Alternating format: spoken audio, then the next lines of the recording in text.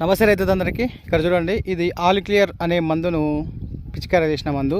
ఒకసారి గ్రోతింగ్ చూడండి, గ్రోతింగ్ కానీ మీకు బ్రాంచెస్ చూడండి, సైడ్ బ్రాంచెస్ చూడండి ఏ విధంగా వచ్చినాయి. ఒకసారి చూడండి, ఇక ఈ విధంగా సైడ్ బ్రాంచెస్ కానీ, పూత కానీ, కాత కానీ, అలాగే మనకి ఇక్కడ గ్రోతింగ్ చూడండి, ఆకు కూడా చూడండి ఎంత నీట్గా ఉంది.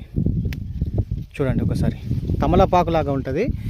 చాలా చక్కగా అయితే పనిచేయడం అయితే జరుగుతుంది. ఇది 25 రోజుల తర్వాత నుంచి మనకు 70-100 రోజుల వరకు ఎప్పుడైనా స్ప్రే చేసుకోండి, మంచి రిజల్ట్ అయితే రావడం అయితే జరుగుతుంది. చూడండి, ఈ ఆల్ క్లియర్ కూడా మీకు ఫుల్ వీడియో చాలామంది రైతులు కొట్టాడు.